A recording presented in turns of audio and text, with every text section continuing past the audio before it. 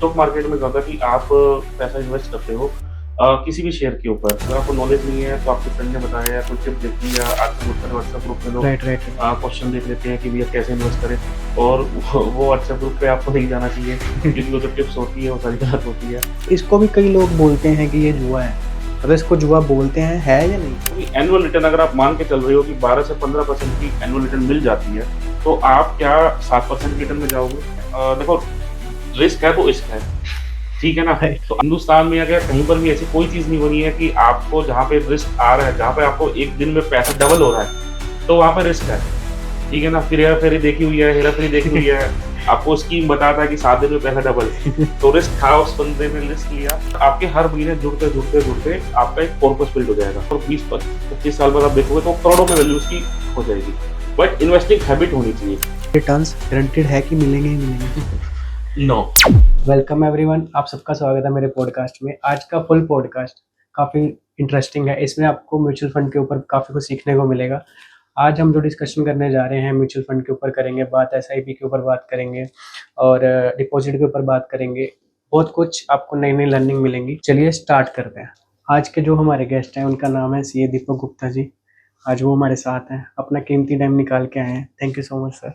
Thank you for inviting. सबसे पहले थोड़ा सा अपने बारे में बता दीजिए। I'm C. Deepak Gupta, co-founder of Investment Pro Private Limited, and I have experience of 13 years in finance and taxation. सबसे पहला क्वेश्चन जो मेरा है, म्यूचुअल फंड क्या है और ये कैसे वर्क करता है? देखो, म्यूचुअल फंड क्या होता है ना कि मैं थोड़ा सा बैकग्राउंड देता हूँ स्टॉक्स मार्केट का। स्टॉक मार्केट में क्या होता है कि आप पैसा इन्वेस्ट करते हो किसी भी शेयर के ऊपर। आपने क्या तो खुद नॉलेज है तो आप खुद इन्वेस्ट कर देते हो। अगर आपको नॉलेज नहीं है तो आपके फ्रेंड ने बताया या कोई टिप देखी या आजकल बहुत सारे व्हाट्सएप ग्रुप में लोग राइट राइट राइट क्वेश्चन देख लेते हैं कि भैया कैसे इन्वेस्ट करें, और वो व्हाट्सएप ग्रुप पे आपको नहीं जाना चाहिए क्योंकि वो जो टिप्स होती है वो सारी गलत होती है। सो म्यूचुअल फंड में क्या होता है कि एक फंड मैनेजर असाइन होता है हर ईएमसीज के पास, और वो फंड मैनेजर जो कि पैसे को इन्वेस्ट करता है आपके बिहाफ पे। तो एक पूल ऑफ मनी क्रिएट हो जाता है, आपके पैसे, मेरे पैसे और किसी के पैसे, इसी तरह से हजारों लाखों लोगों के जो पैसे हैं, चाहे वो 1000 रुपए दे रहे हो, कोई 10,000 दे रहा है, कोई 5 लाख दे रहा है, वो सब पैसा को जो इकट्ठा होता है एक फंड मैनेजर है। जितनी भी एएमसीज बनी हुई है, उन एएमसीज में डिफरेंट डिफरेंट स्कीम्स होती है, उन डिफरेंट डिफरेंट स्कीम्स पे डिफरेंट डिफरेंट फंड मैनेजर होता है। तो वो फंड मैनेजर जो है वो हमारे बिहाफ पे वो पैसे को इन्वेस्ट करता है। ओके, तो मतलब ये सारा प्रोसेस ऐसे चलता है। यस। बट क्या बोलते हैं इसमें, इसको भी कई लोग बोलते हैं कि ये जुआ है, जैसे स्टॉक मार्केट है। ओके। तो मतलब वो जुआ, मतलब अभी कोई रियल स्टेटमेंट नहीं है, बट फिर भी मतलब इसको जुआ बोलते हैं, है या नहीं? नहीं, देखो, म्यूचुअल फंड कोई भी जुआ नहीं है, कोई भी सट्टा नहीं है, क्योंकि म्यूचुअल फंड में जो पैसा लगता है वो कि हर कंपनीज में डिसाइड करा जाता है कि इक्विटी में इन्वेस्ट करना है या डेट में इन्वेस्ट करना है या इंडेक्स फंड में इन्वेस्ट करना है। उसके बेसिस पे हर कंपनीज उस पैसे को अलग अलग सेक्टर्स में इन्वेस्ट करती है, डिपेंडिंग ऑन कि वो सेक्टर किस चीज का है। इक्विटी का है तो वो इक्विटी के स्टॉक्स ज्यादा लेते हैं, डेट का है तो वो गवर्नमेंट सिक्योरिटीज में ज्यादा पैसा इन्वेस्ट करते हैं। तो इसमें कोई जुआ नहीं है, ये पूरा का पूरा सिस्टम जो चलता है वो एनएवी के ऊपर चलता है, और वो सारा का सारा स्टॉक मार्केट में जो पैसा लगा हुआ है उसके बेसिस पे ही एनएवी डिसाइड होती है। ये मतलब सेफ है? Obviously mutual fund is safe, because mutual fund में जो पैसा लग रहा है वो खाली एक पर्सन का नहीं लग रहा है, लाखों लोगों का पैसा लग रहा है। तो जब लाखों लोगों का पैसा लग रहा है तो ऑब्वियसली गवर्नमेंट भी उसके पीछे रेगुलेट करती है। सेबी इसको रेगुलेट करता है, association of mutual fund of India, AMFI जिसको बोलते हैं, वो इसको रेगुलेट करती है। तो इसमें जितना भी जो पैसा लग रहा है वो स्टॉक मार्केट में एकदम से पैसा गिर जाता है, लोगों को लॉस लग जाता है, ऐसा म्यूचुअल फंड में नहीं होता है। म्यूचुअल फंड कंपेरेटिवली सेफ है। अगर आप देखोगे एड भी देखते हो तो उसमें क्रिकेटर्स वगैरह जो भी आते हुए ये बोलते हैं म्यूचुअल फंड सही है, जो उसमें रिस्क कम है। मतलब सेफ, बिल्कुल सेफ है? देखो, बिल्कुल सेफ, अगर आप बोलो कि फ्रॉड, तो फ्रॉड नहीं है। अगर आप बोलो कि सेफ, सब सेफ की डेफिनेशन ही होती है कि मैंने सपोज 1 लाख रुपए लगाए, तो 1 लाख रुपए मार्केट में लग गए हैं। अब स्टॉक मार्केट में एक स्टॉक का पैसा गिर गया तो वो 1 लाख रुपए मेरा डाउन हो जाता है। बट यहाँ पे ऐसा नहीं होता, वो 1 लाख रुपए आपका एक स्कीम में नहीं लगता, वो डिफरेंट डिफरेंट स्कीम्स में पैसा लगता है। ओके। तो आप जब 1 लाख रुपए आपने 10 जगह पे लगाया, तो कोई गिरेगा या स्टॉक मार्केट गिरा है, किसी एक कंपनी का शेयर गिरा, तो एक ही शेयर डाउन जाएगा। तो आपका लेट्स सपोज 1000 रुपए डाउन चला गया, 2000 रुपए डाउन चला गया, लेकिन फिर भी आपका 95,000 या 99,000 रुपीज तो सेफ है, राइट? उसमें से आप कभी भी विड्रॉ भी कर सकते हो जब भी आपको लगता है कि ठीक है भैया, मेरा पैसा, मैंने 1 लाख रुपए इन्वेस्ट करा था, अब 1 लाख रुपए की वैल्यू आज रह गई 98,000 रुपए, तो आप निकाल लो। आपको ज्यादा 2,000 का लॉस लगेगा।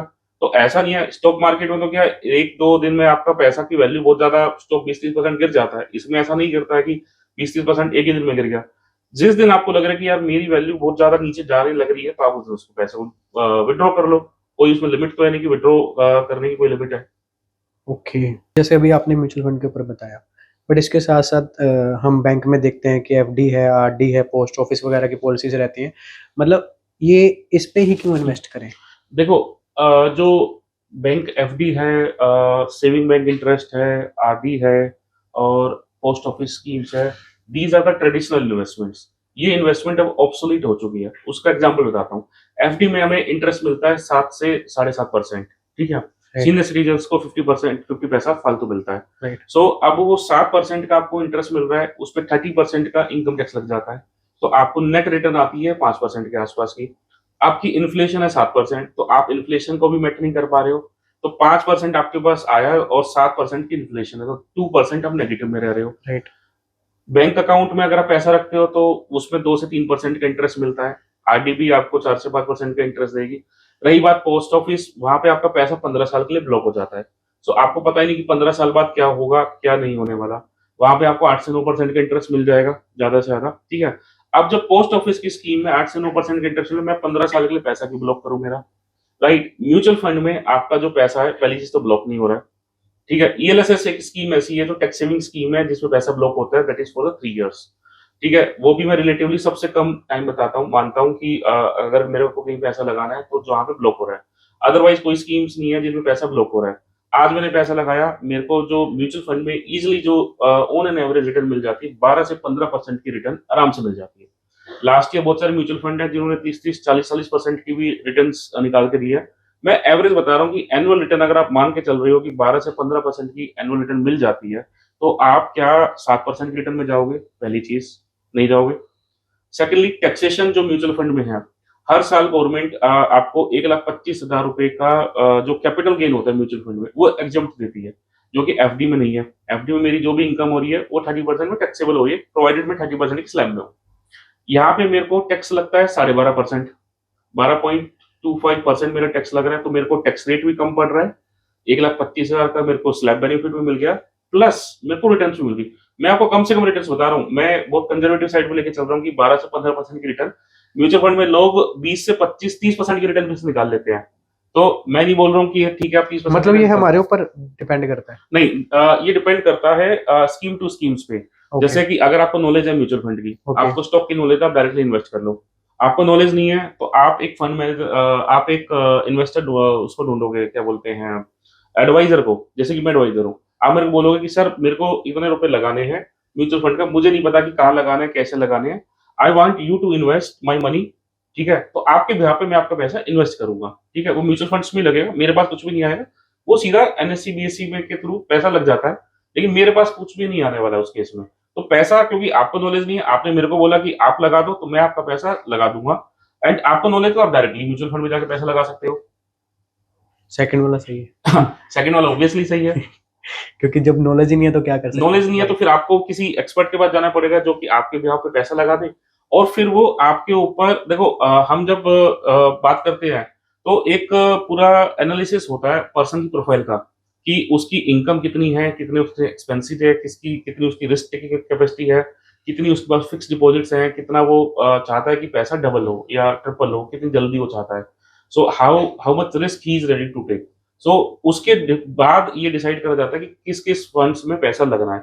सो सेफली अगर मैं खेल के चल दूं, सेफली चलूं, तो 12 से 15% रिटर्न आराम से एवरेज मिलती है, जो कि एक मार्केट में ट्रेंड है कि इतना मिल जाता है आराम से। तो वो रिटर्न अगर हमें मिल जाती है तो हमें कोई और चीज की टेंशन नहीं आती। 15% रिटर्न मिल जाती है तो 5 साल में आपका पैसा डबल हो जाएगा। बाकी क्या करने की जरूरत है? मतलब बस एफडी की जरूरत ही नहीं पड़ेगी, जब 5 साल में आपका पैसा डबल हो जाएगा तो। और सेफ भी है, सब कुछ है। सेफ भी है आपका। सही है। अभी आपने बताया म्यूचुअल फंड के बारे में कि मतलब ये सेफ भी है, सब कुछ मतलब हमें पता लगा, ठीक है। बट अभी मैं चाहता हूँ कि मैंने स्टार्ट करना है, ठीक है। ये मैं कैसे स्टार्ट कर सकता हूँ, कैसे परसेंटेज ज्यादा से ज्यादा ले सकता हूँ? लालच होता है ना बंदे को, तो वो कैसे कर सकता हूँ मैं? देखो, अगर आपको स्टार्ट करना है तो पहले ये डिसाइड करना पड़ेगा कि आप कितने पैसे से स्टार्ट करना चाहते हो। देखो, म्यूचुअल फंड आप 500 मंथली से भी स्टार्ट कर सकते हो, ₹500 मिनिमम से आप म्यूचुअल फंड स्टार्ट कर सकते हो। म्यूचुअल फंड 500 में से शुरू? यस, म्यूचुअल फंड में ₹500 से आप इन्वेस्ट करना स्टार्ट कर सकते हो। ओके। ठीक है? अब कैसे स्टार्ट करना है वो आपके ऊपर डिपेंड करता है कि आपके पास कितना इन्वेस्टमेंट है या कितने पैसे हैं जो कि आप इन्वेस्ट करना चाहते हो। राइट। देखो हम जब किसी से बात करते हैं हम ये कहते हैं देखो एक्सपेंस करने की, खर्चे करने की कोई लिमिट नहीं होती है। आप कितना भी पैसा कर दो, खर्च कर दो, लेकिन उसी पैसे को जो आप जोड़ने की हैबिट डाल देते हो, म्यूचुअल फंड में लगाना स्टार्ट कर देते हो, तो पैसा धीरे-धीरे जुड़ने लग जाता है।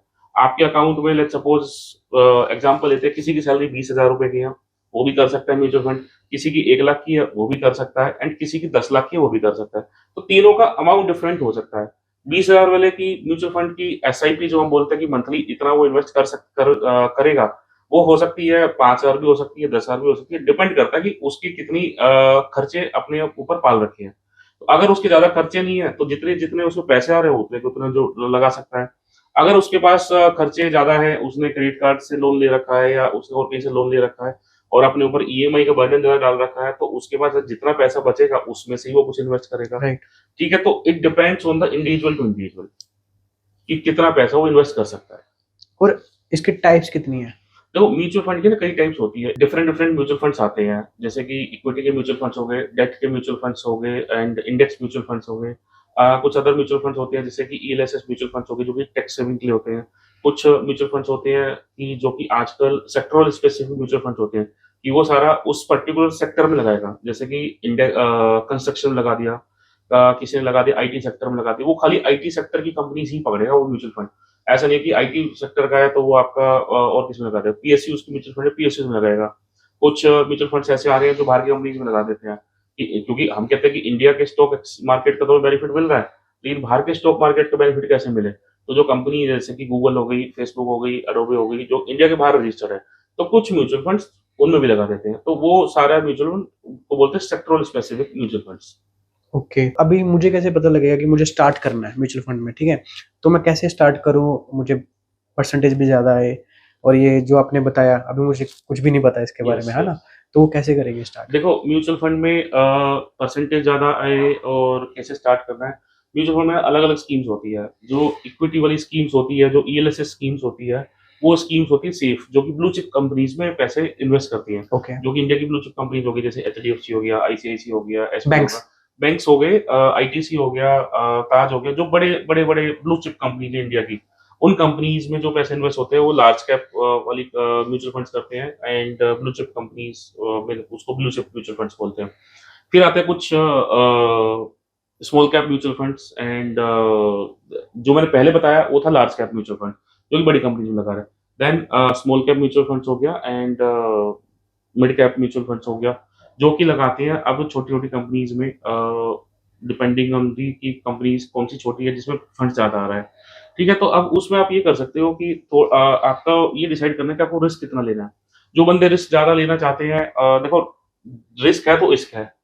ठीक है ना? राइट। तो आप ये नहीं सोच सकते हो कि म्यूचुअल फंड में बिल्कुल ही मेरा मैं 30% रिटर्न भी आ जाए और रिस्क भी 0, ऐसा नहीं हो सकता। हिंदुस्तान में या क्या कहीं पर भी ऐसी कोई चीज़ नहीं बनी है कि आपको जहाँ पे रिस्क आ रहा है, जहाँ पे आपको एक दिन में पैसा डबल हो रहा है, तो वहाँ पे रिस्क है। ठीक है ना? फिर हेरा-फेरी देखी हुई है, हेरा-फेरी देखी हुई है, आपको स्कीम बताता है कि 7 दिन में पैसा डबल, तो रिस्क था उस बंदे ने रिस्क लिया, तो सेम यहाँ पे है। अगर आप रिस्क लोगे तो ऑब्वियसली कहीं न कहीं पैसा भी ज़्यादा मिल सकता है। तो रिस्क वाले म्यूचुअल फंड जो होते हैं स्मॉल कैप हो गए, मिड कैप हो गए, वो फंड्स में क्या है थोड़ी-सी रिटर्न्स ज़्यादा आती है। तो आपको क्या करना चाहिए कि आपको मिक्स रखना चाहिए। कुछ आपने लार्ज कैप और ब्लू चिप रख लिया, 50-60% of your portfolio and then कुछ स्टॉक्स आपने मिड कैप के ले लिए, कुछ स्टॉक्स आपने स्मॉल कैप के ले लिए। तो उससे ये होगा कि आपका पोर्टफोलियो जो है वो बैलेंस हो जाता है। स्मार्टली चलना चाहिए। स्मार्टली चलना चाहिए। ऐसा नहीं कि सारे के सारे पैसे आपने स्मॉल कैप में डाल दिए।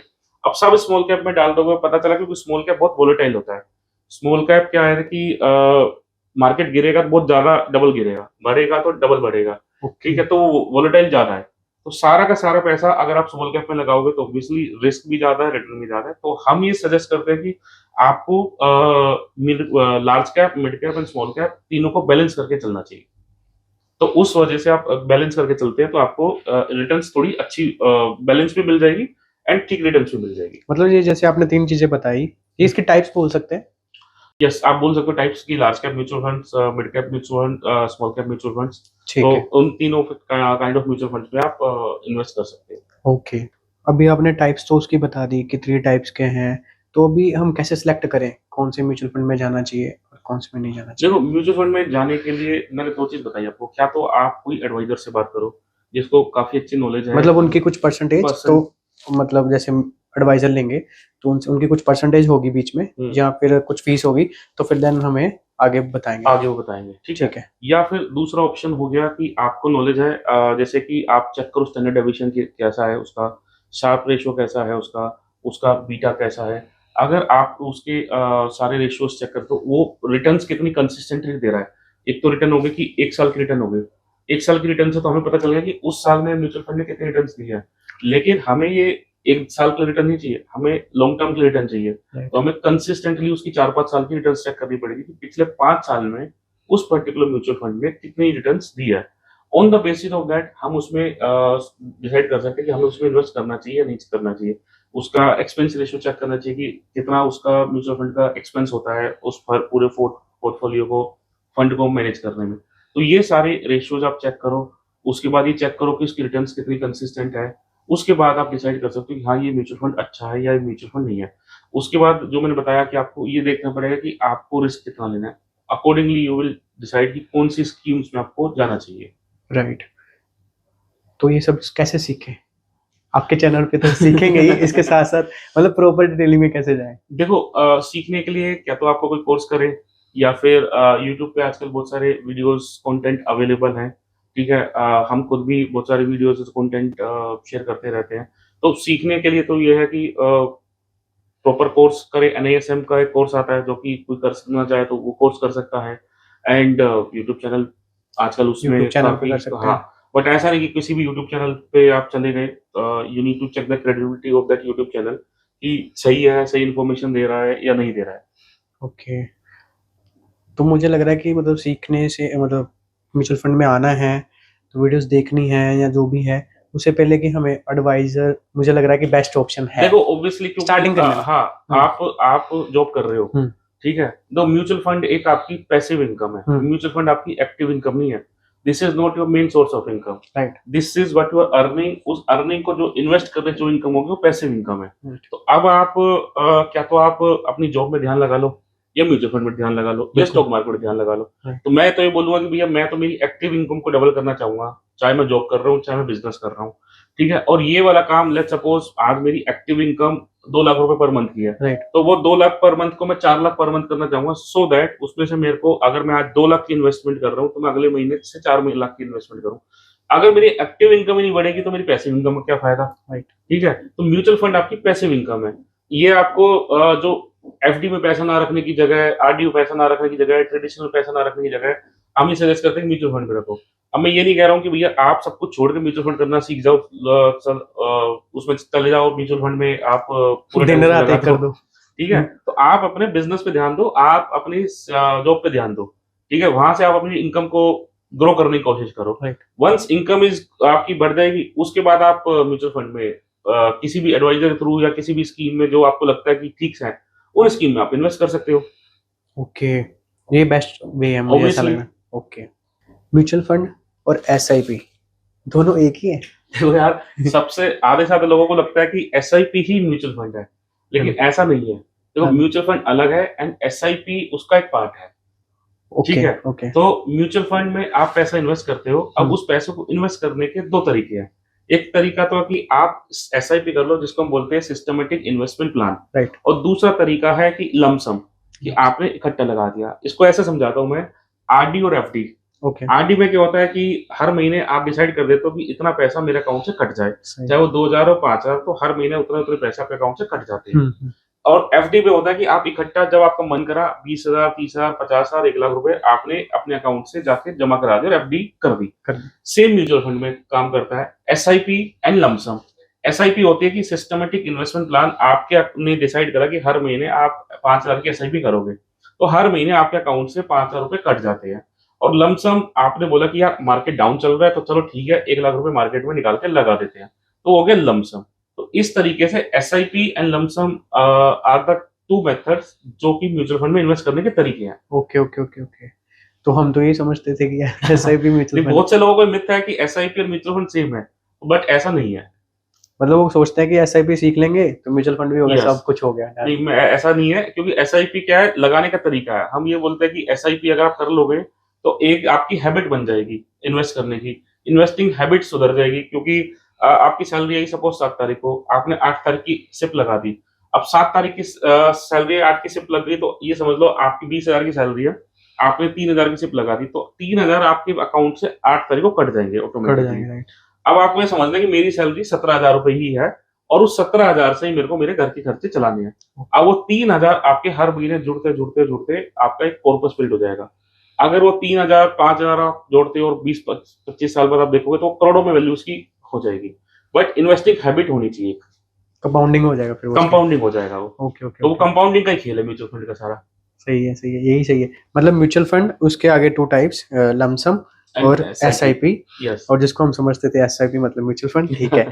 तो इसके आगे मतलब काफी चीजें हैं अंडर उसके, की जैसे स्टॉक मार्केट में होता है काफी कुछ होता है, इसके अंदर काफी कुछ जैसे चीजें। एसडब्ल्यूपी भी आती है एक term, systematic withdrawal plan, okay जो कि ओके, लोगों को पता ही नहीं है। जैसे कि एसआईपी है, सिस्टमेटिक इन्वेस्टमेंट, आप इन्वेस्ट कर रहे हो, लेकिन आफ्टर सम एज, जैसे जब आप एजेड हैं, आपकी एज 65 हो गई, 70 हो गई, या 60 हो गई, अब आपने बोला कि मुझे अब काम नहीं करना, ठीक है, I want to do my live my retire life, अब आपको रिटायरमेंट की जिंदगी जीनी है। तो उस केस में आपका कॉर्पस हो गया 5 करोड़ रुपए का, तो आप उस कॉर्पस में से हर महीने 1 लाख, 2 लाख, 3 लाख, जितना भी आप डिसाइड करो उतना पैसा आप निकाल लोगे। उसको बोलते हैं सिस्टमेटिक विड्रॉल प्लान। वो सिस्टमेटिक विड्रॉ करेगा, और आपका कॉर्पस जो है वो स्टिल मार्केट में लगा हुआ है, वो आपको स्टिल रिटर्न देता रहेगा। और 2 लाख रुपए हर महीना आप निकाल भी लोगे तो भी कुछ नहीं जाएगा आपके कॉर्पस का। मुझे लगता है ये तो नहीं पता होगा सबको ये नहीं, चीज। ये एसडब्ल्यूपी के बारे में लोगों को नहीं पता है। एसआईपी के बारे में बस सबको पता है। एसआईपी सबने सुना हुआ है, but SWP is more powerful than SIP. मतलब ऐसे उसमें मंथली नहीं कटते, मंथली आते हैं। मंथली आते हैं, आप विड्रॉ कर लेते हो। ओके, कि जैसे अगर मैं सरल भाषा में समझाऊं तो जैसे एलआईसी के प्लान्स होते थे हाँ जी हाँ जी हाँ जी, कि आप आज पैसा दो और 25 साल बाद आपको रिटायरमेंट के लिए पैसा मिलता जाएगा, राइट हर महीने इतने इतने रुपए। तो राइट, ऐसा ही आपने आज से लगाना स्टार्ट करा, सपोज म्यूचुअल फंड में 5,000 की या 10,000 की सिप लगाई, आपने 20 एक साल की या 25 साल की सिप लगा दी, एंड वो 25 साल की सिप लगाने के बाद क्या होगा कि आपका एक कॉर्पस बन जाएगा। राइट, राइट नाउ भी कैलकुलेटर नहीं है तो बता देता कितना बन जाएगा। लेट्स सपोज आपका 5 करोड़ का कॉर्पस बन गया उस 20 साल में। अब वो 5 करोड़ में से आप हर महीने 2-2 लाख रुपए निकाल लो, तो भी आपके कॉर्पस का कुछ नहीं जाएगा आने वाले 20 साल तक भी, और वो कॉर्पस डबल ही हो जाएगा उससे। क्या बात है, काफी इंटरेस्टिंग थी ये चीज। यस, आपने एसआईपी के बारे में बताया, वो तो मतलब पता लग गया, बट इसके बाद एक और चीज होती है, स्टेप अप एसआईपी। यस। इसका क्या लॉजिक है? देखो, स्टेप अप एसआईपी ये होते हैं कि एसआईपी में होता है एक फिक्स अमाउंट कटता रहेगा पूरे टेन्योर के लिए। स्टेप अप एसआईपी में क्या होता है कि आपने बोल दिया कि 1 साल तक मेरे 5,000 कटे, एंड अगले साल से हर साल में 10% एक अमाउंट को इंक्रीज कर दूंगा। सो पहले साल मेरा कटा 5,000 रुपए, अगले साल कटेगा 5,500, एंड उसके अगले साल कटेगा 5,500 का, आप 10% और ऐड कर दो। सो हर साल कुछ ना कुछ पैसा उसमें ऐड होता जाता है, उसको बोलते हैं स्टेप अप, मीन्स हम ऊपर जाते जा रहे हैं। नॉर्मल एसआईपी में ऐसे चल रही है एसआईपी, सेम कि मतलब मंथली पैसे कट रहे मंथली पैसे सेम सेम लेवल का कट रहा है, 5,000 रुपए 20 साल तक कटेंगे। हैं। ओके, स्टेप अप में बढ़ जाएगा। उसको हम किस लिए बोलते हैं, क्योंकि इन्फ्लेशन भी बढ़ रहा है हमारा। आज हमने 5,000 रुपए इन्वेस्ट करे, ऐसा नहीं है कि 10 साल बाद भी 5,000 रुपए की वैल्यू सेम रहेगी। तो इसलिए हम बोलते हैं कि आप थोड़ा सा पैसा अपना धीरे धीरे बढ़ाओ, ताकि वो 10 साल बाद वो इन्फ्लेशन को भी कवर कर ले। नहीं नहीं, वो हमें बोलना पड़ता है या खुद ऑटोमेटिकली पड़ता रहता है? वो देखो, सॉफ्टवेयर में ऑप्शंस होते हैं, स्टेप अप एसआईपी करनी है, या फिर आप अपने एडवाइजर को बोल सकते हो, या फिर जो आप एप्स यूज करते हो उन एप्स में ऑप्शन होता है स्टेप अप एसआईपी, तो आप स्टेप अप एसआईपी कर सकते हो।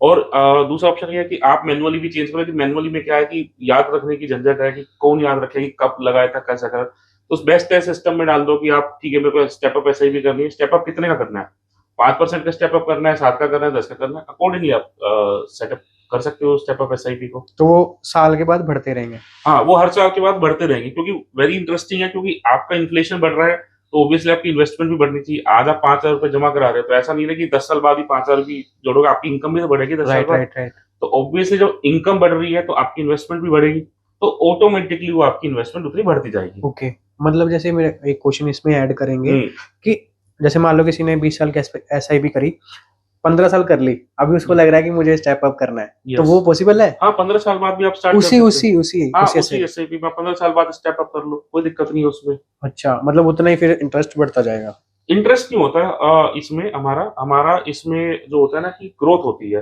ग्रोथ होता है। ठीक है। म्यूचुअल फंड में इंटरेस्ट नहीं मिलता, म्यूचुअल फंड में आपकी वैल्यूएशन बढ़ती है। आपने आज जो सपोज वट एवर फंड्स लगाए, जितने भी इन्वेस्ट करे, उस इन्वेस्टमेंट के बेसिस पे, क्योंकि वो मार्केट में लग जाता है और एक एनएवी आ जाती है। तो वो आज 2 लाख रुपए लगाए, उन 2 लाख की वैल्यू 4 लाख हो गई, फिर 6 लाख हो गई, फिर 10 लाख हो गई। तो उस तरीके से वो पैसा ग्रो होता रहता है, इंटरेस्ट नहीं मिलता उसमें। परसेंटेज बोल सकते हाँ, हैं। परसेंटेज ग्रो होती रहती है, जिसको हम कैलकुलेट करते हैं XIRR या CAGR जो भी है। तो वो कैलकुलेट करते हैं कि हमारे इतनी हमारी म्यूचुअल फंड में ग्रोथ हो गई हमारी। Okay, yes. तो ये तो मुझे लग रहा है एसआईपी से बेस्ट ऑप्शन है। यस, स्टेप अप SIP क्योंकि इन्फ्लेशन कवर कर रहा है। ठीक है ना, मैं 10-15 साल बाद मेरी सैलरी भी डबल ट्रिपल हो जाएगी। हम्म। ऑब्वियसली उस टाइम तक मेरी इन्वेस्टमेंट भी बढ़ जाएगी। तो स्टेप अप SIP आज से करके चलोगे तो ऑब्वियसली 10 साल बाद ऑटोमेटिकली वो आपका राइट, इन्फ्लेशन को भी कवर टेंशन कर लेने की देगा। जरूरत नहीं टेंशन पड़ेगी। लेने की जरूरत नहीं पड़ेगी आपको। सही बात है। तो इसके अलावा भी कुछ और है एसआईपी में? नहीं, एसआईपी में यही 2 ऑप्शंस है, नॉर्मल एसआईपी कर लो या स्टेप अप एसआईपी कर लो। तो आजकल हम यही रिकमेंड करते हैं कि स्टेप अप कर सकते हो तो वो बेस्ट है ऑप्शन। और नहीं है तो कुछ भी ना हो तो चालू कर लो बस। एसआईपी चालू कर हाँ, लो, राइट। मतलब पैसा जोड़ना चालू कर लो, जोड़ने की हैबिट चालू कर लो। अगर आप जोड़ना ही स्टार्ट नहीं करोगे तो ऑब्वियसली कभी भी वो आदत बनेगी ही नहीं कि हाँ मेरे को पैसा जोड़ना है। तो स्टार्ट नाउ। तो मतलब इसमें एक और क्वेश्चन है कि जैसे एसआईपी, आपने आंसर दे दिया था कि एसआईपी क्यों करें, है ना, आपने इंपॉर्टेंस बता दी उसकी। बट कई लोगों को अभी भी वो वहम, कहते हैं ना, वहम बड़ा होता है कि एफडी आरडी में ही ज्यादा इंटरेस्ट आ जाएगा। देखो, जो पुराने हाँ। लोग हैं, पुरानी टेक्नोलॉजी चल रही है, जब नई टेक्नोलॉजी आती है तो ऑब्सोलीट पुरानी चीजें हो जाती है। अब स्टॉक मार्केट में आप जा नहीं सकते क्योंकि स्टॉक मार्केट में आपको नॉलेज नहीं है एंड रिस्क ज्यादा है। ठीक है। तो अब क्या तो आप ट्रेडिशनल तरीके करते रहो, 5-6% की रिटर्न लेते रहो। ठीक है, क्योंकि एफडी में आफ्टर टैक्स आपको 5% की रिटर्न ही मिल रही है। राइट। कोई फायदा नहीं है। एंड नई जनरेशन आ रही है, उनको सब चीजें पता है, सब लोग आजकल मोबाइल्स यूज कर रहे हैं, तो information is available everywhere. Right. तो अब जो नई जनरेशन आ रही है, वो लोग, जो नए लोग आ रहे हैं, वो म्यूचुअल फंड्स की तरफ काफी जागरूक है। एंड म्यूचुअल फंड का अगर आप देखोगे तो पिछले महीने में आई थिंक 23-24 हजार करोड़ का इन्फ्लो आया है म्यूचुअल फंड्स में। तो जो कि हर महीने इंक्रीज होता जा रहा है, विच मीन्स लोग जागरूक है, लोगों को ज्यादा से ज्यादा पैसा म्यूचुअल फंड्स में लग रहा है। जितना लगेगा उतना बढ़ेगा भी। ऑब्वियसली जितना लगेगा उतना बढ़ेगा। आप ट्रेडिशनल में लगाओगे तो उतना का उतना स्लो ही चलेगा। यहाँ पे लगाओगे तो मार्केट के हिसाब से लिंक्ड है, तो मार्केट के हिसाब से रिटर्न्स मिलेगी। सेंसेक्स देखो कितने साल पहले 25,000 में था, आज वो 80,000 क्रॉस कर चुका है। सो मार्केट तो बढ़ ही रहा है। अब मार्केट के साथ बढ़ना है तो ऑब्वियसली क्या तो स्टॉक मार्केट में जाओ या म्यूचुअल फंड में जाओ। स्टॉक मार्केट में आप जा नहीं सकते हो क्योंकि नॉलेज नहीं है आपको। और म्यूचुअल फंड में जिनको नॉलेज नहीं है वो एक एडवाइजर को, हाँ, वो जिनको नॉलेज नहीं है, हाँ, वो एक एडवाइजर को थोड़े बहुत फंड सेलेक्ट कर लें कि इन फंड्स में कौन कौन सी स्कीम्स अच्छी है, उन स्कीम्स में वो जा सकते तो हैं। अभी मेन क्वेश्चन इसके बीच में ये आएगा कि एडवाइजर कैसे सेलेक्ट करें। देखो, एडवाइजर सेलेक्ट करने के लिए क्या तो आपका नोन हो कोई person, those who are working, और आप उसके क्लाइंट्स चेक करो कि कितने क्लाइंट्स हैं, how much AUM he is managing. तो ऐसे चेक कर सकते हैं? आपको उससे पूछना पड़ेगा। ओके, ठीक है ना। ऑब्वियसली आपको खुद को पता चल जाएगा कि बंदे के पास कितना क्लाइंट बेस है, कितना AUM है, कितने क्लाइंट्स हैं। जब आप वो सारी चीज देखोगे तो देखोगे हाँ, if he is managing good number of clients, good number of AUM, तो कुछ सही कर रहा होगा तभी मार्केट में बैठा है। ओके, ठीक है। अभी मेरा ये क्वेश्चन है कि कोई स्टूडेंट है, ठीक है, कोई बिजनेसमैन है, कोई नॉर्मल पर्सन है, जैसे हमारे पेरेंट्स हैं, ठीक है, Yes. उनको सबको ही ये लगता है, मैं बार बार इस क्वेश्चन पे क्यों जोर दे रहा हूँ, क्योंकि मैंने ये चीजें देखी हैं, ठीक है। तो किसी दोस्त को पूछ लो या किसी को पूछ लो, वो ये बोलते हैं FD कर लो, RD कर लो, या पोस्ट ऑफिस की पॉलिसी कर लो, ठीक है। 3 चीजें हैं सबके दिमाग में, ठीक है। या तो फोर्थ है स्टॉक मार्केट, उसमें कोई जाता नहीं है, जाता है तो लॉस करके वापस आ जाता है ना। तो इसके ऊपर कोई एग्जाम्पल के साथ अच्छे से आप बताएं क्यों करें। देखो, आजकल है ना सोशल मीडिया पे बहुत अच्छा सा आजकल एक पोस्ट चल रही है जिसमें बताया गया कि अगर आप चेंज नहीं होते हो, ठीक है, तो आप खत्म हो जाते हो। राइट। जैसे कि एक कंपनी होती थी आज से 20-25 साल पहले, कोडेक कंपनी, कोडेक। उसी के सारे वो रील्स मतलब जो पुराने कैमरे आते थे ना, हाँ जी, जिनसे रील्स बनती थी, कोडेक का ही कैमरा आता था, कोडेक की ही रील्स आती थी। मतलब आपको वीडियोग्राफी के में किंग थी वो कंपनी। ठीक है। और उसके अलावा भी बहुत सारी कंपनीज है जो कि टाइम के हिसाब से चेंज नहीं हुई। एम्बेसडर का एग्जांपल ले लो, टाइम के हिसाब से चेंज नहीं, उनको लगता था जो हम कर रहे हैं वही ट्रेंड है, ठीक है, वो खत्म हो गई। सो अगर आप टाइम के हिसाब से चेंज नहीं होते हो, तो आप खत्म हो जाते हो। पहले क्या था कि एफडी में गवर्नमेंट्स भी रिटर्न्स अच्छी दे देती थी, आपको रिटर्न्स अच्छी मिलती थी और आपके पास इतने डिजिटली ऑप्शंस नहीं होते थे, तो आप एफडी में जाके इन्वेस्ट कर देते थे। आज के टाइम पे इन्फ्लेशन बढ़ता जा रहा है, खर्चे बढ़ते जा रहे हैं, महँगाई बढ़ती जा रही है। पहले के टाइम पे आपके पास क्या था, आप 2 जोड़ी कपड़े में, 2 जोड़ी जूतों में पूरा साल निकाल देते थे। आज के टाइम पे आपके खर्चे इतने हैं कि आपको इनकम चाहिए, तो आपकी जो एक्टिव इनकम है, जो कि मैं बोल रहा हूँ कि active income, passive income, active income ही आपकी इतनी सफिशिएंट नहीं हो पाती है कि आप अपने खर्चे भी बियर कर लो। उसके बाद आपके प्लान्स हैं कि भई मुझे घर लेना है, मुझे गाड़ी लेनी है, मुझे बच्चे के लिए शादी करनी है, बच्चे के लिए मुझे पढ़ाई के लिए उसके पैसे रखने हैं। तो वो सारी चीज़ कैसे पूरी हो पाएगी? अगर आप 5% की रिटर्न के हिसाब से चलोगे, क्योंकि 7% तो इन्फ्लेशन ही है। तो जिस तरह से कोडक कंपनीज़, एम्बेसडर और बाकी कंपनीज़ चेंज नहीं हुई विद द टाइम, उसी तरीके से अगर आप भी चेंज नहीं होगे टाइम के हिसाब से और पुराने इन्वेस्टमेंट तरीकों में इन्वेस्ट करते रहोगे, तो ऑब्वियसली आप भी ऑब्सोलीट हो जाओगे, क्योंकि एफडी हम आज के टाइम पे हम जो बोलते हैं उसको ऑब्सोलीट प्रोडक्ट बोलते हैं। Saving bank, FD, RD. अब म्यूचुअल फंड में जब मेरे को 12 से 15% की return on an average safely मिल जाती है, तो मैं क्यों जाऊँगा 7% की रिटर्न में इन्वेस्ट करने के लिए? क्यों मैं जाऊँगा 5% की रिटर्न के लिए? एंड पोस्ट ऑफिस में क्यों मैं 15 साल के लिए मेरा पैसा ब्लॉक करूँगा? 15 साल में तो मैं पता नहीं कितनी बार मेरे पैसे को डबल कर लूँगा। राइट। राइट, सो ये क्या है कि पेरेंट्स को थोड़ा सा जागरूक करने की जरूरत है, क्योंकि रील्स आजकल बहुत सारी बन रही है और उनको भी ये समझना चाहिए कि नई टेक्नोलॉजी आ गई है। पहले के टाइम पे पेरेंट्स देखो फोन यूज नहीं करते थे, आजकल सारे के सारे पेरेंट्स फेसबुक भी यूज कर रहे हैं, इंस्टाग्राम भी यूज कर रहे हैं। अब वो वहां तो चेंज हो गए, लेकिन यहाँ पे जहाँ पे जरूरत है उनको चेंज होने की, वहां पे वो चेंज नहीं हो रहे हैं। तो इसमें कैसे ट्रस्ट दिलाएं उनको कि जैसे आपने एडवाइजर के बारे में बताया कि ये चेक कर लो, वो ऐसे जैसे हर चीज आती है ना, तो उसके साथ में फ्रॉड फ्रॉड चीजें भी आती हैं, तो हम कैसे देखो, जो एएमसीज हैं, देयर हम्म, आर 44 एएमसीज, हम्म, वो सारी सेबी में रजिस्टर्ड है, वो सारी एमपी पे रजिस्टर्ड है। ऐसा नहीं है कि कोई भी, देखो, मैं बोलूंगा कि कोई भी लिंक्स पे या जो मैसेजेस आते हैं उन पे विश्वास ना करें, व्हाट्सएप पे जो फॉरवर्ड्स आ रहे हैं उन पे विश्वास ना करें। आप जेन्युइनली क्या तो अपने बैंक में जाके या अपने एडवाइजर के पास या कोई जो ट्रस्टवर्दी अच्छे अच्छे ब्रोकर्स की ऐप्स हैं, जो कि बड़े बड़ी बहुत सारी ऐप्स हैं जो कि स्टॉक मार्केट का भी काम करती हैं, उनके पास म्यूचुअल फंड्स भी है। तो वहाँ पे कहीं पर भी आप अपना अकाउंट खुलवा के वहाँ पे एसआईपी या लमसम कर सकते हो। बैंक पे भरोसा कर सकते हो, तो बैंक उस में पे क्यों नहीं तो करेंगे? आराम से कर सकते हो, तो हाँ। बैंक भी करते हैं। प्लस आप एडवाइजर के थ्रू जा सकते हो और उनको बोल सकते हो कि ठीक है, आपको एसआईपी करनी है या आपको लमसम इन्वेस्ट करना है, या फिर इन्वेस्ट करने से पहले आप समझो कि भाई उनसे डिस्कस करो कि मेरी इतनी इनकम है, मैं कितना पैसा बचा सकता हूँ, कितना लगाना चाहिए मुझे, कितना मुझे लिक्विड पैसा रखना चाहिए, क्योंकि आज के टाइम में लिक्विडिटी भी बहुत जरूरी है। ऐसा नहीं है कि आपके पास जितना भी पैसा आया सारा सारा उठाया और म्यूचुअल फंड में डाल दिया और म्यूचुअल फंड फिर डाउन है, आप निकाल नहीं पा रहे हो। तो आपको सारे के सारे पैसे को नहीं डालना है, लिक्विड मनी कुछ अपने पास रखनी है और जो एक्स्ट्रा पैसा है उसको आपको इन्वेस्ट करना है, ठीक है ना? तो वो इन्वेस्ट करने के लिए तरीके मैंने बता दिए। कोई भी ऐसी कोई चिट फंड जैसी स्कीम्स नहीं आती यहाँ पे कि कहीं पर भी जाके लगा दिया। एएमसीज है, उन्हीं एएमसीज में पैसा लगेगा और कहीं पैसा नहीं लगेगा। उनकी डिफरेंट डिफरेंट स्कीम, उन्हीं स्कीम्स में पैसा लगेगा सिक्योरिटी के साथ। सिक्योरिटी के साथ। राइट, राइट, राइट, ठीक है, ठीक है। और इसके अलावा कुछ और भी चीजें हैं इन्वेस्टमेंट में, जैसे हमने 3 टॉपिक पे बात करी और म्यूचुअल फंड पे बात करी, इसके अलावा कुछ इन्वेस्टमेंट के ऊपर? देखो, इन्वेस्टमेंट में तरीके तो बहुत सारे हैं। हम्म, जैसे कि फिक्स डिपॉजिट्स भी हैं, जिसको मैं बोलता हूँ कि आप लिक्विड मनी के पॉइंट ऑफ व्यू से एफडी कर सकते हो। बैंक में आपका पैसा रखा हुआ है जिसमें 2-3% इंटरेस्ट मिलेगा। अब सपोज आप, लिक्विडिटी हर पर्सन की डिपेंड करती है उसकी लाइफस्टाइल पे, उसकी अर्निंग पे। तो आपके लिए लिक्विडिटी एक्स अमाउंट हो सकती है, किसी और के लिए एक्स प्लस हो सकती है, किसी और के लिए एक्स माइनस भी हो सकती है। सो ही नीड्स टू आइडेंटिफाई कि मेरे लिए कितना पैसा मुझे लिक्विड रखना है।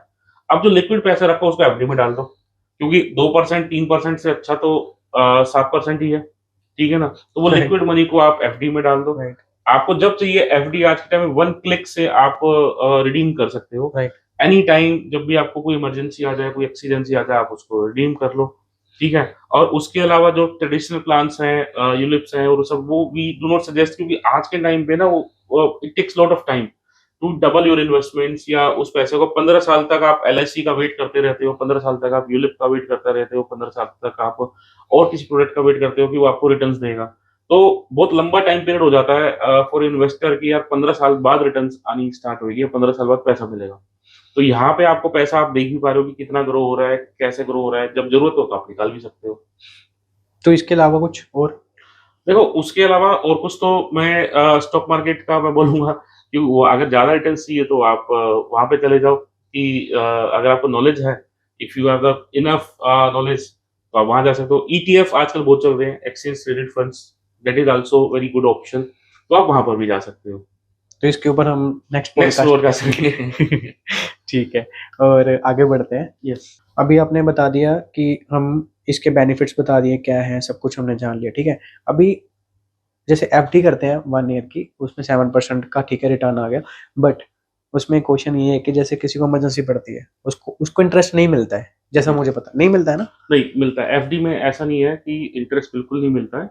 एफडी आप कराते हो और लेट्स सपोज आपका टेन्योर है 1 साल का या 6 मंथ्स का, उस टेन्योर से पहले आप विथड्रॉ कर लेते हो, आपको एक पेनल्टी लगती है। लेट्स सपोज इंटरेस्ट था 7% का, आपको 1% के 2% डिपेंडिंग ऑन द एफडी, वो पेनल्टी लग के आपको 5% के इंटरेस्ट के साथ आपको पैसा आपके बैंक अकाउंट में क्रेडिट हो जाएगा। ओके ओके ओके ओके, ठीक ठीक है। है। और इसमें अब मिल गया, बट एसआईपी में? एसआईपी और म्यूचुअल फंड में भी देखो अलग-अलग स्कीम्स होती हैं। पैसा निकालने में कोई लिमिटेशन नहीं है, आप जिस भी दिन चाहो उस दिन पैसा निकाल सकते हो। उसमें एक एग्जिट लोड के नाम की एक चीज़ होती है, अगर आप उस टाइम पीरियड से पहले पैसा निकालते हो, तो एग्जिट लोड लगता है आपका। सो सपोज आपकी इन्वेस्टमेंट आपने आज लगाए 1 लाख रुपए और वो 6 महीने बाद या 1 साल बाद वो पैसे हो गए 1.5 लाख रुपए। तो 1.5 लाख पे 1% का या 50 पैसे का एग्जिट लोड लग सकता है, अगर ओके, उस स्कीम में पहले ही लिखा हुआ है तो। अदरवाइज़ उसमें आप क्या लिखा हुआ है? एग्जिट लोड मतलब स्कीम स्कीम के जैसे डॉक्यूमेंट होते हैं, अगर आप नेट पे पढ़ना चाहें, तो अवेलेबल है बहुत सारी साइट्स पे कि उस स्कीम में क्या-क्या क्या लिखा हुआ है। तो उस स्कीम में एग्जिट लोड अगर लिखा हुआ है, तो ऑब्वियसली 1 साल से पहले आप निकालते हो, तो वो 1% या 50 पैसा जो आपका पैसा कटेगा वो कट मतलब जाएगा। एफडी से भी कम? हाँ, ऑब्वियसली देखो एफडी में भी ऐसा नहीं बोलूँगा एफडी से कम, किसी-किसी स्कीम में एफडी में 1% कटता है, किसी में 2% कटता है, तो डिपेंडिंग ऑन द एफडी की scheme to scheme, bank to bank, it differs from bank to bank. Similarly mutual fund में भी डिफर करता है, AMC to AMC, scheme to scheme. किसी स्कीम में 50 पैसा एग्जिट लोड है, किसी स्कीम में एग्जिट लोड 1 साल का है, किसी स्कीम में 3 महीने का भी है, किसी स्कीम में 7 दिन का भी है। मीन्स अगर आप 3 महीने बाद पैसा निकालते हैं तो कोई पैसा नहीं कटेगा। 7 दिन बाद पैसा निकालते हो तो कोई पैसा नहीं कटेगा। हाँ, 7 दिन से पहले निकाल देते हो तो आपको एग्जिट लोड पे करना पड़ेगा। एंड 1 साल से पहले निकालते हो तो ऑब्वियसली एग्जिट लोड लग सकता है अगर उसमें लिखा हुआ है तो। अगर 1 साल के बाद निकालते हो तो कोई एग्जिट लोड नहीं लगेगा। अदरवाइज़ जो आपकी इन्वेस्टमेंट की जितनी वैल्यू होगी उस दिन की, वो पैसा आप विथड्रॉ ईज़िली कर सकते हो। इजीली मतलब कर सकते हैं, यस। कोई दिक्कत नहीं है। जैसे फॉर एग्जांपल से जानते हैं कि 1 लाख रुपए लगाया, ठीक है, उसके ऊपर 15% आया, 1 यस। लाख 15,000, ठीक है। यस। अभी मतलब जैसे मान लें कि 9 से 10 मंथ हो रखे हैं, तो 1 साल बाद होने वाले हैं, 2 मंथ के बाद, यस। तो मैंने बाहर निकाल लिया, यस। ठीक है। तो इसके पीछे मतलब जो 15,000 मेरे का प्रॉफिट था, प्रॉफिट नहीं बोलेंगे, जो भी है इंटरेस्ट जो भी है, उसमें से कितना परसेंटेज देखो कटेगा? टोटल के ऊपर आपका 1% एक एग्जिट लोड मतलब लगता है। 1000, 1000 ठीक ठीक है। है 1000 और उसके ऊपर आपका एग्जिट रोड आपको पे करना पड़ेगा उस दिन की जो आपकी वो होगी ना मार्केट की वैल्यू होगी उस दिन की आपके फंड्स की जो वैल्यू होगी। सपोज आपने 1 लाख लगाया और वो ग्रो होके हो गया 1.5 लाख रुपए, ठीक है, over the period of 2 years या over the period of let's suppose 9 months मैं मान के चल लेता हूँ। तो अब आपको जो एग्जिट लोड लगेगा वो 1500 रुपए लगेगा उसमें। 1500 में मतलब बाकी की बाकी सारा पैसा निकल जाएगा आपका। बाकी सारा मतलब पैसा 1 निकल लाख जाएगा। लगाया, 50,000 से आपकी इन्वेस्टमेंट ग्रो हो गई, 1.5 लाख रुपए आपका टोटल अमाउंट हो गया। अब 1.5 लाख के ऊपर आपका एग्जिट लोड लग जाएगा 1%, ठीक है, ओके, जो कि हो गया 1500 रुपए, राइट? और वो 1500 के अलावा आपको सारा पैसा मिल जाएगा अगर आप मिल 1 साल से पहले निकाल रहे हो तो। किसी को और इमरजेंसी भी पड़ रही है हाँ, तो ऑब्वियसली निकाल कुछ सकते हैं। स्कीम्स में आप 1% भी नहीं है, कुछ स्कीम में टाइम पीरियड भी कम है, बट 1% भी लग गया तो भी मेरे को कोई दिक्कत नहीं क्योंकि मेरे को पैसा तो मेरा हाँ, 1.5 गुना हो गया, मतलब 50% की ग्रोथ मिल गई मेरे को डायरेक्टली। राइट राइट राइट तो 50% की ग्रोथ कम थोड़ी है मेरे लिए। राइट राइट राइट राइट, मतलब इतना भी कोई रिस्क नहीं है, किसी को इमरजेंसी पड़ती है तो निकाल इमरजेंसी भी पड़ सकते हो, निकाल सकते हो। निकाल देखो सकते इमरजेंसी पड़ते आप कहीं पर कभी भी निकाल सकते हो। एफडी की जैसा नहीं है कि हाँ भैया इमरजेंसी पड़ी हैं। पहले और बैंक में जाएंगे, बैंक में जाएं और वहां फिर से ये यहाँ पे करेंगे। सीधा ऐप में क्लिक करो आपका पैसा बैंक अकाउंट में आ गया। राइट, काफी अच्छा है। हाँ। अभी बात करते हैं, जैसे हमें टीवी पे या फोन पे एड्स दिखती हैं सेबी की, ठीक है, यस। बट इसमें हमें कौन सी ऐसी गाइडलाइंस है जिस पे ध्यान देना चाहिए?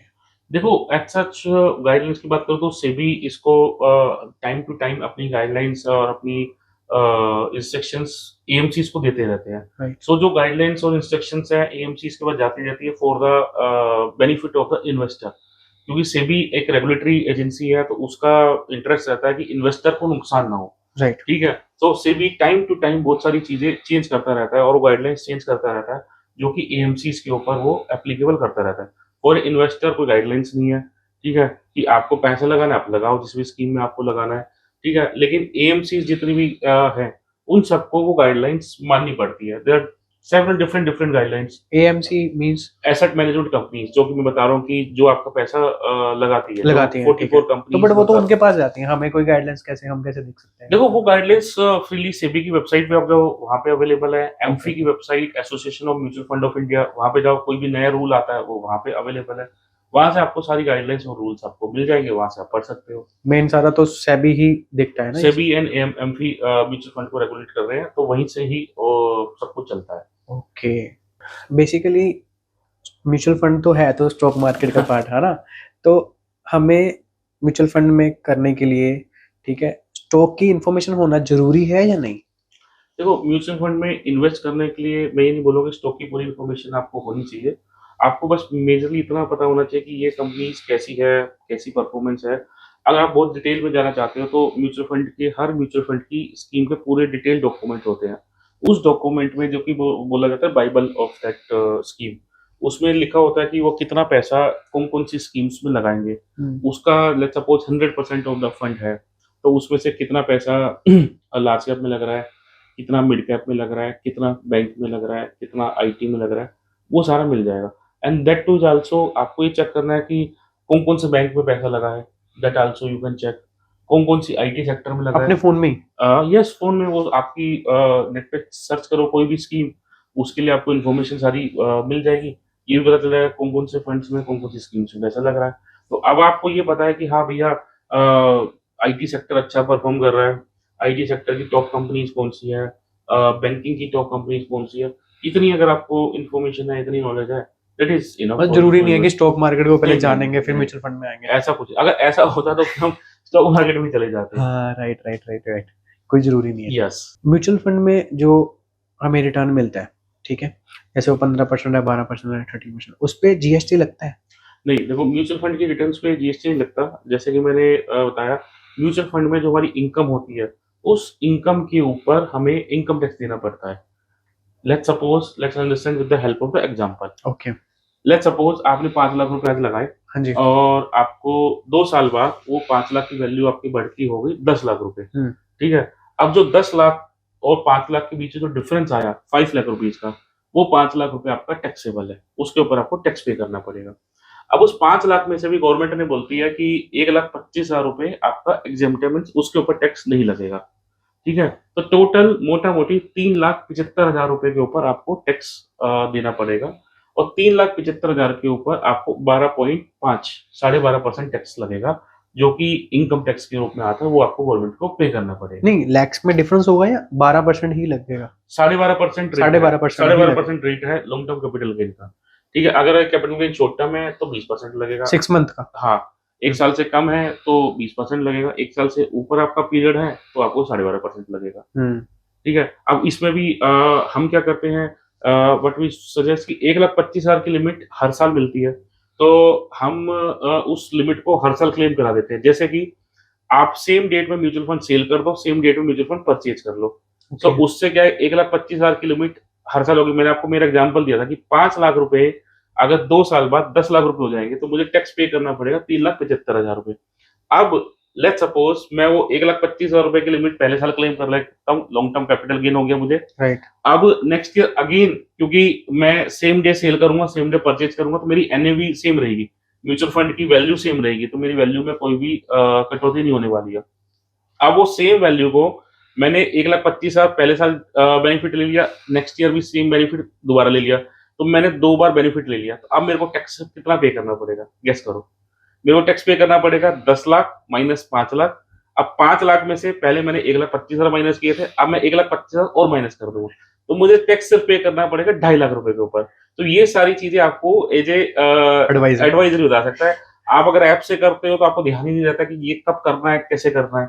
तो इसके लिए हम प्लानिंग करते हैं, this is called the tax planning. जो टैक्स के अंदर लूपहोल्स होते हैं, कुछ लैकुनाज होते हैं, वो ढूंढ के कि भाई कैसे सामने वाले का टैक्स बचा सके। तो अगर आप ये भी कर लेते हो तो मोटा मोटी आपका 30,000 का टैक्स, अगर आप 37% सॉरी 30% टैक्स स्लैब में आ रहे हो, तो आपका 1 लाख के ऊपर 30% टैक्स देख लो कितना होगा, तो 1,25,000 मोटा मोटी 37,000 रुपए का टैक्स बच जाता है आपका, अगर ये पैसा आपका एफडी में लगा हुआ होता तो। जो भी वीडियो देख रहे हैं इनसे जल्दी जल्दी संपर्क करें, इनसे जल्दी जल्दी कॉन्टेक्ट करें, और काफ़ी कुछ सीखने को मिला है हमें आज, और आगे बढ़ते हैं।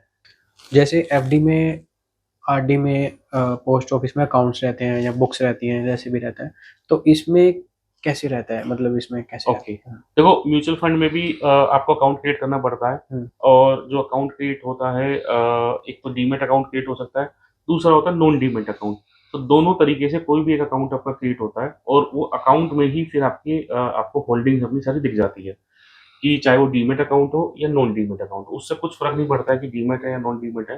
रीजन बीइंग, आज के टाइम पे उसको नॉन डीमेट को फिजिकल बोलते हैं, but that is also available online. आपके पास आज के टाइम में हार्ड कॉपी तो कोई आती नहीं है। तो यस, आपका क्वेश्चन का जो आंसर है कि यस, हमें एक अकाउंट अलग से खोलना पड़ता है, उस अकाउंट के थ्रू ही हमारी सारी इन्वेस्टमेंट्स होती है। कहीं जाने की जरूरत नहीं है। जाने की जरूरत नहीं है, आप घर बैठे ऐप से केवाईसी कर सकते हो, जिसमें आपको अपने नॉर्मल केवाईसी के लिए पैन कार्ड, आधार कार्ड, तो हर चीज के लिए केवाईसी आजकल चाहिए। आजकल तो आपको जाना जरूरत नहीं है, जिसके भी थ्रू आप कर रहे हो, चाहे कोई आपके थ्रू कर रहे हो, चाहे एडवाइजर के थ्रू कर रहे हो, चाहे बैंक के थ्रू कर रहे हो, वहां पे आप अपने केवाईसी सबमिट करो, वो आपको गाइड कर देंगे कि कैसे वो प्रोसेस करना है। मतलब बैंक भी एडवाइजर का ही तरीके से काम कर रहे हैं। बैंक भी काइंड ऑफ एक एडवाइजर ही है। बैंक जैसे एएमसी है, एचडीएफसी एक एएमसी है, तो एचडीएफसी का ही जो एक एचडीएफसी एएमसी ने, एसेट मैनेजमेंट कंपनी ने बैंक को अपना एक वो बना दिया, ऑथराइज पर्सन बना रखा है। तो उस बैंक के थ्रू आप जब भी जाते हो तो आपको बोलते हैं, डिफरेंट डिफरेंट प्रोडक्ट्स के लिए बोलते हैं बैंक कि आप म्यूचुअल फंड ले लो, या इंश्योरेंस ले लो, या ये ले लो, या वो ले लो, क्योंकि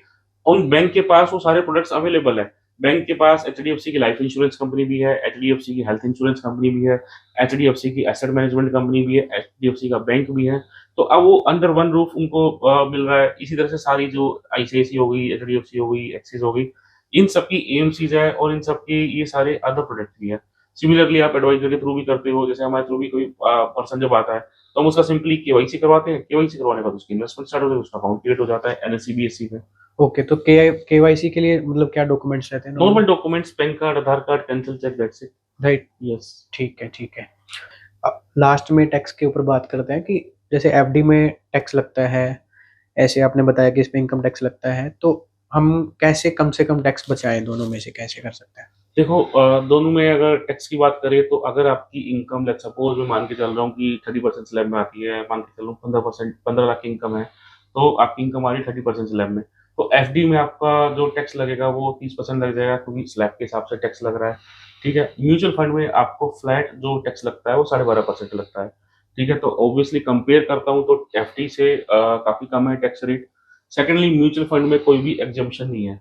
म्यूचुअल फंड में अगर आपने सपोज इंटरेस्ट अर्न करा 1 लाख रुपए का, तो सीधा सीधा 30% टैक्स आपका कट जाएगा, और वो टैक्स भी पहले टैक्स कट जाता है अक्रू होने के बेस पे ही, और वो पैसा बाद में मिलता है। लेट्स सपोज मैंने एफडी करी 2 साल की, तो पहले साल का पैसा टैक्स कट गया मेरा, क्योंकि वो बैंक काट लेता है 10% टीडीएस।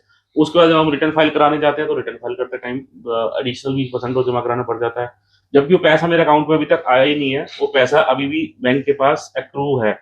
और तो इसके लिए म्यूचुअल फंड में क्या है, पैसा आने से पहले टैक्स कट गया, तो 30% कट रहा है वो भी। ठीक है, म्यूचुअल फंड के केस में आप देखो तो 12.5% टैक्स कटता है, और 1,25,000 पे कोई टैक्स नहीं कटता, और वो 1,25,000 की लिमिट हर साल मिल जाती है, जो भी मैंने आपको बताया था।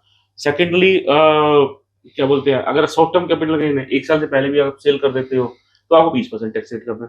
तो एनी हाउ म्यूचुअल फंड में टैक्स रेट अगर आप कंपेयर करो तो भी कम है, रिटर्न्स भी ज्यादा है, तो हम क्यों एफडी की तरफ जाएं? राइट हमें म्यूचुअल फंड ही बेस्ट लगता है हर चीज में, टैक्स के पॉइंट ऑफ व्यू से भी, इन्वेस्टमेंट के पॉइंट ऑफ व्यू से भी। Right right right right. Sir अभी छोटा सा रैपिड फायर खेलेंगे, चलिए। जिसमें 10 क्वेश्चंस रहेंगे, आप यस और नो में आंसर दीजिए। ओके, फर्स्ट क्वेश्चन ये है कि क्या म्यूचुअल फंड के रिटर्न्स गारंटेड है कि मिलेंगे ही मिलेंगे?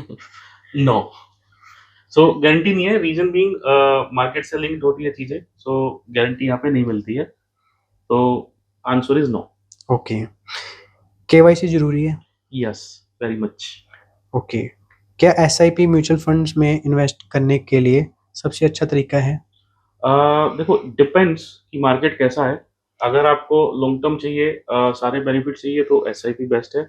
अगर आप मार्केट डाउन है और उस टाइम इन्वेस्ट करना चाहते हो, तो लमसम इन्वेस्ट करना बेटर है। ओके, मतलब लमसम एसआईपी से बेस्ट है। ऐसा नहीं बोलूंगा, देखो दोनों के अपने अपने प्रोज एंड कॉन्स हाँ, है। Okay okay okay. So SIP आप एक एवरेज रिटर्न दिला देता है, लमसम जब मार्केट डाउन होता है उस टाइम इन्वेस्ट कर देते हैं, तब रिटर्न अच्छी आ जाती है उससे। Okay okay. क्या सेबी म्यूचुअल फंड को रेगुलेट करता है? यस, सभी म्यूचुअल फंड्स को रेगुलेट करता है। ओके।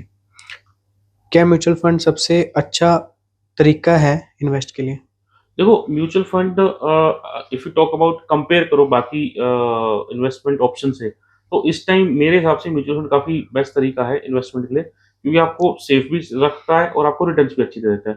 बाकी ऑप्शंस क्या तो सेफ नहीं है, जैसे क्रिप्टो है, सेफ नहीं है, स्टॉक मार्केट है, सेफ नहीं है, रिटर्न्स ज्यादा है ऑब्वियसली, नो डाउट, लेकिन सेफ्टी भी चाहिए, हमें हमारा पैसा डूबना भी नहीं चाहिए। और बाकी ट्रेडिशनल प्लान्स आप देखते हो कि उसमें रिटर्न्स कम है। राइट। ओके। क्या म्यूचुअल फंड में इन्वेस्टमेंट करने के लिए फाइनेंशियल एडवाइस जरूरी है? नहीं, म्यूचुअल फंड में इन्वेस्ट करने के लिए फाइनेंशियल एडवाइजर जरूरी नहीं है, आप खुद भी इन्वेस्ट कर सकते हो। विद एडवाइजर आपको एडेड एडवांटेज मिल जाता है बहुत सारी चीजों का, कि वो एडवाइजर आपको बताता रहता है कि अभी मार्केट की कंडीशन कैसी है, अभी क्या करना चाहिए, क्या नहीं करना चाहिए। बट अगर आप खुद भी इन्वेस्ट करना चाहो, तो आप ऐप के थ्रू खुद इन्वेस्ट कर सकते हो। कर सकते हैं। Yes. Okay okay. Mutual fund zero account से खुल जाता है? म्यूचुअल फंड में कोई अकाउंट क्रिएट करने के लिए चार्जेस नहीं पे करने पड़ते। आपका जो डीमेट का चार्ज है, कुछ कंपनीज लेती है, अदरवाइज म्यूचुअल फंड स्टार्ट करने के लिए कोई चार्जेस पे नहीं करने पड़ते। उसके बाद ही? उसके बाद जो आप इन्वेस्ट कर रहे हो, आपका पैसा है, there are no charges for that. Okay. क्या सिप में इन्वेस्ट करने के लिए टैक्स बेनिफिट्स मिलते हैं? देखो, ईएलएसएस में अगर आप इन्वेस्ट करते हो, ELSS scheme of mutual fund, तो आपको टैक्स बेनिफिट मिलते हैं उसमें, जो रिटर्न्स होती है वो टैक्स एग्जेम्प्ट होती है। बट अगर आप नॉर्मल स्कीम्स में करते हो, तो उसमें जो रिटर्न्स होती है वो एग्जेम्प्ट नहीं होती है, बट उसमें टैक्स का बेनिफिट जो है, जो कि मैंने बताया, एफडी और म्यूचुअल फंड में कम टैक्स लगता है। ओके। क्या सिप में इन्वेस्ट करने से कंपाउंड इंटरेस्ट मिलता है? हाँ, सिप में इन्वेस्ट करने से कंपाउंडिंग का बेनिफिट जरूर मिलता है हमें। लमसम से ज्यादा? नहीं, लमसम भी कंपाउंड होता रहता है, मतलब आपने पैसा डाल दिया, एक पूल में डाल दिया, तो वो चाहे सिप डालो या लमसम डालो, सो कितना लंबा टाइम आप रख रहे हो वो मैटर करता है। तो कंपाउंडिंग का बेनिफिट आपको दोनों में मिलेगा, लमसम में भी, सिप में भी। सिप ये है कि आपकी एक इन्वेस्टिंग हैबिट डेवलप कर देता है, कि लॉन्ग टर्म के लिए आपका पैसा धीरे धीरे धीरे सेव होता रहता है। लमसम में है कि मेरे को आज मन करा, मैंने आज 20,000 डाल दिए, कल मन करा, मैंने 1 लाख रुपए डाल दिए। सिप में आपने बोल दिया कि ठीक है, मैं साल के भैया 2 लाख डाल दें, तो हर महीने मेरे अकाउंट से एक एवरेज अकाउंट डिडक्ट कर लो। ओके, ठीक है। अभी लास्ट में मैं आपसे ये पूछना चाहता हूँ, कुछ स्कीम्स के बारे में बताएं, कि अभी सारा म्यूचुअल फंड के बारे में जान लिया है और व्यूअर्स भी देख रहे होंगे, तो थोड़ी स्कीम्स के ऊपर बात देखो, करते हैं। स्कीम्स वैसे ओपनली मैं नाम नहीं ले सकता हूँ किसी भी एमसीज का या किसी भी स्कीम्स का। यही बता सकता हूँ, जैसे मैंने बताया कि आप प्लानिंग करके चलो, कि कुछ पार्ट आपका लार्ज में लग रहा है, कुछ स्मॉल में लग रहा है, कुछ मिड में लग रहा है, and that two is also, आप अपना रिस्क एपेटाइट चेक करो कि आप कितना रिस्क लेने को तैयार हो, how much return you are expecting. Large cap blue chip में रिटर्न्स मैं बताता हूँ कि थोड़ी कम रहती है as compare to mid cap and small cap. Mid में रिटर्न थोड़ी लार्ज से ज्यादा रहती है, स्मॉल में और ज्यादा रहती है, लेकिन वहां पर रिस्क भी उतना ही डबल हो जाता है। सो यू नीड टू सी कि कौन सी एएमसीज हैं जो कि अच्छा परफॉर्म कर रही हैं, एंड अकॉर्डिंगली हर स्कीम के ना कुछ बेस्ट कैटेगरी 5 अगर आप देखोगे तो मिल जाएंगे। So top 5 scheme of category में आप इन्वेस्ट कर सकते हो। जितना रिस्क बढ़ेगा उतना इंटरेस्ट उतना बढ़ेगा। उतना रिटर्न बढ़ेगा, जैसे कि आपने देखी हुई ये मूवी, रिस्क है तो इश्क है। तो अगर आप जितना रिस्क ज्यादा लोगे, उतना ही आपका पैसा ग्रो करेगा। बट रिस्क के पीछे ना जाए, हम long term point of view से सोचें, लॉन्ग टर्म में एक एवरेज रिटर्न मिल जाए, 15% की अगर एवरेज रिटर्न कोई निकाल लेता है, तो आई वुड से दैट कि उसके लिए काफी अच्छा है। उतनी अगर वो रिटर्न हर साल निकल जाती है, ये तो वही बात होगी, चाहे बंदा हो चाहे स्टॉक हो, जाना तो ऊपर ही है। जाना तो ऊपर ही है। Right right.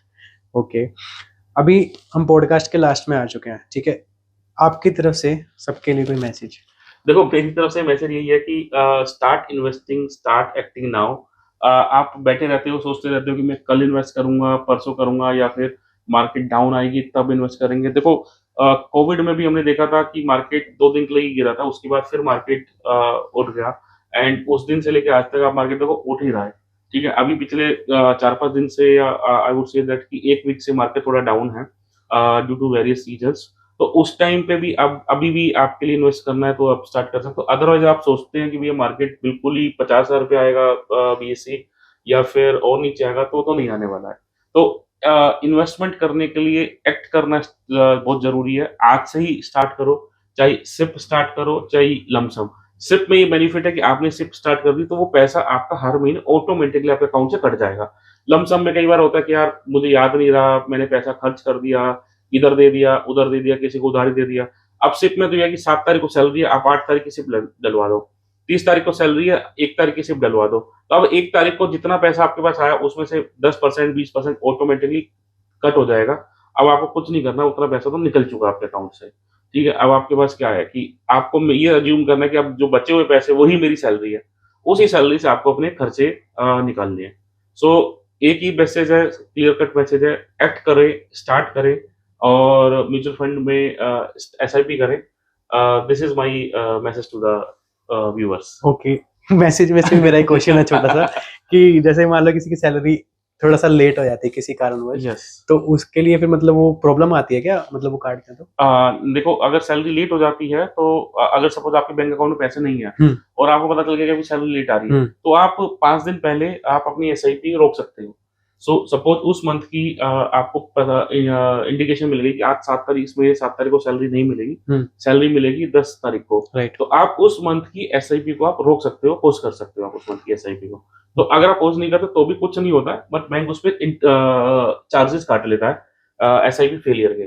सो वो चार्जेस से बचने के लिए आप सीधा उसको चाहे एडवाइजर को फोन कर दो या ऐप में आप उसको रोक दो, आपकी एसआईपी रुक जाएगी, तो आपको चार्जेस पे नहीं वो करने नेक्स्ट मंथ से फिर कंटिन्यू कर ले? नेक्स्ट मंथ से फिर वो ऑटोमेटिकली कंटिन्यू हो जाएगी उसको। अच्छा, बस ऑटोमेटिकली हाँ, कंटिन्यू हो जाएगी। आप बोल दो कि 1 महीने के लिए एसआईपी नहीं करनी है, तो उसमें ऑप्शन है 1 मंथ स्किप कर अच्छा, सकते मतलब हो। किसी ने 5 मंथ करी, कुछ कारणवश नहीं करता 6 मंथ, तो Yes. 7 मंथ तक फिर से शुरू हो, ऑटोमेटिकली तो वही रिटर्न मिलेगा, मतलब जैसा चल रहा था वही। चल रहा है वैसे चलता रहेगा। Okay, thank you so much, आपने इतना कीमती टाइम निकाल के आए, थैंक यू सो मच, बहुत अच्छा लगा, बहुत अच्छा पॉडकास्ट है, मुझे काफी इंटरेस्टिंग लगा ये thank podcast. You for your time as well. आपने भी अमृतसर से आप स्पेशली यहाँ पे आए हो पॉडकास्ट करने के लिए, एंड पूरा टाइम दिया अपना, एंड आई होप व्यूअर्स को ये काफी अच्छी लगेगी ये सीरीज हमारी, and in future we will keep doing these kind of. आपके एक्सपीरियंस पे और भी बात करना चाहता हूँ मैं, काफी क्वेश्चंस अभी और हैं, म्यूचुअल फंड के तो क्लियर हो गया, अभी और चीजों के ऊपर भी है, टैक्स के ऊपर भी बात कर सकते हैं। कोई नहीं, आपकी जब परमिशन होगी तो हम जरूर एक पॉडकास्ट कर सकते हैं।